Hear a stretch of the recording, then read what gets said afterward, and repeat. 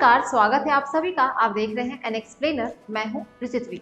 शतरंज के खेल में घोड़ा भले ही वजीर की तरह हर तरफ ना चलता, लेकिन वह सिर्फ ढाई घर चलकर ऐसा चक्रव्यूह रच देता है जिससे निकलना आसान नहीं होता। भारत जोड़ो यात्रा की अगुवाई कर रहे राहुल गांधी के पास यूपी में चलने के लिए बहुत ज्यादा चाल नहीं थी, लेकिन सूबे में बिछी शतरंज की बिसात पर 2.5 दिन चलकर अपनी पार्टी के लिए उम्मीद की किरण जगा गए तो सपा की राजनीतिक टेंशन भी बढ़ा गई।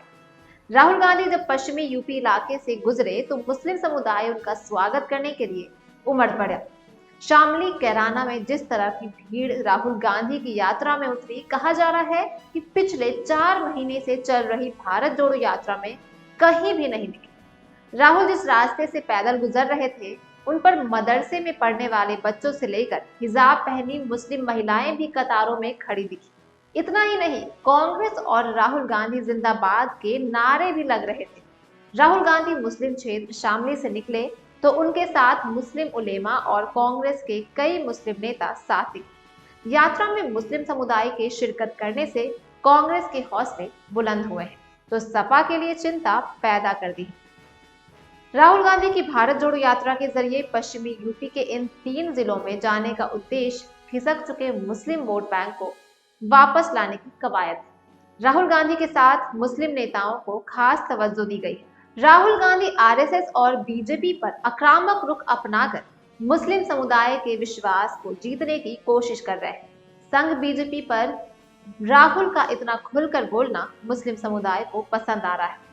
मुसलमानों से जुड़े मुद्दों पर जब कोई नहीं बोल रहा है तो राहुल गांधी उनके लिए खुलकर खड़े हैं। यही बात मुस्लिमों को कांग्रेस की तरफ लौटने के लिए मजबूर कर सकती है, क्योंकि लोकसभा चुनाव में कांग्रेस पहली पसंद रही है। बता दें कि यूपी में कांग्रेस ने राहुल गांधी की भारत जोड़ो यात्रा में शिरकत करने के लिए गैर बीजेपी दलों को न्योता भेजा था। अखिलेश यादव से लेकर मायावती तक ने राहुल गांधी की पहल का स्वागत किया था, लेकिन यात्रा से दूरी बनाए रखी। जयंत चौधरी खुद नहीं आए, लेकिन उन्होंने अपनी पार्टी के नेताओं और कार्यकर्ताओं को भेजा। माना जा रहा है कि जयंत चौधरी ने पश्चिमी यूपी की सियासी समीकरण को देखते हुए ये कदम उठाया था, क्योंकि मुस्लिम वोटर्स निर्णायक भूमिका में हैं। राहुल गांधी की यात्रा में उमड़े मुस्लिम समुदाय से सपा के अंदर कांग्रेस को लेकर नए तरीके से मंथन हो रहा है, क्योंकि दोनों ही पार्टियों का सियासी आधार और नजर मुस्लिम वोटरों पर है। सपा के सूत्रों की माने तो राहुल गांधी की यात्रा में जिस तरह से भीड़ जुटी है, उसके चलते पार्टी में कांग्रेस को लेकर विचार विमर्श किया जा रहा है। 2024 के चुनाव में कांग्रेस के साथ गठबंधन करने की बात आती है तो सपा अपनी शर्तों पर ही करेगी। सपा सूबे में 8 से 10 सीटें कांग्रेस के लिए छोड़ सकती है। ये यूपी की वह सीटें हैं जहां सपा कभी भी जीत नहीं सकी है। लखनऊ, कानपुर, रायबरेली, अमेठी, बनारस, गाजियाबाद, बाराबंकी, नोएडा, महाराजगंज, कुशीनगर जैसी सीटें हैं। इसके पीछे एक बड़ी वजह मुसलमानों का मनोवैज्ञानिक दबाव है, जिसे लेकर सपा पहले ही सतर्क हो रही है।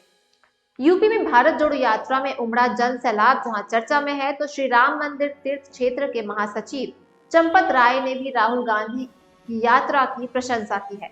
उसे समझा जा सकता है कि सत्ता पक्ष भी इसे हल्के में नहीं ले रहा है। यूपी का इतिहास बताता है कि यहाँ सपा, बसपा या अन्य क्षेत्रीय दल कांग्रेस के पैर पर पैर रखकर ही आगे बढ़े हैं। इसी के चलते कांग्रेस को उत्तर प्रदेश की सत्ता से बाहर हुए 3 दशक से ज्यादा का वक्त हो गया है। ऐसे में राहुल गांधी ने 2.5 दिन पहले चलकर सूबे में 2009 जैसे नतीजे दोहराने की उम्मीद जगा दी है। 2009 के लोकसभा चुनाव में कांग्रेस यूपी में सपा से गठबंधन करने की कोशिश कर रही थी, लेकिन मुलायम सिंह यादव ने खास तवज्जो नहीं दी थी। ऐसे में कांग्रेस ने आरएलडी के साथ मिलकर चुनाव लड़ा था और पश्चिमी यूपी में सपा और बसपा का सफाया कर दिया था। कांग्रेस सपा के बराबर सीटें जीतने में कामयाब रही थी, जिसमें मुस्लिम और जाट वोटों की भूमिका अहम रही थी। कांग्रेस 22 और रोलाद 5 संसदीय सीटें जीतने में सफल रही, लेकिन उसके 5 साल बाद 2014 में कांग्रेस सिर्फ 2 सीटों पर सिमट गई और 2019 में तो अमेठी जैसी सीट भी गंवा दी। कांग्रेस की भारत जोड़ो यात्रा पश्चिमी उत्तर प्रदेश के 3 जिले होकर गुजरी है, लेकिन अपना राजनीतिक असर छोड़ गई है।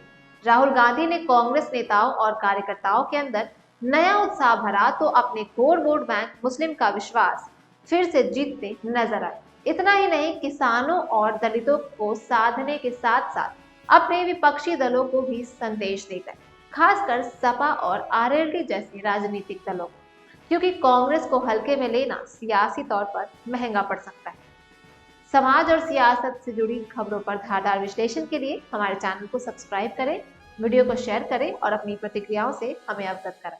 आप सबका शुक्रिया। नमस्कार।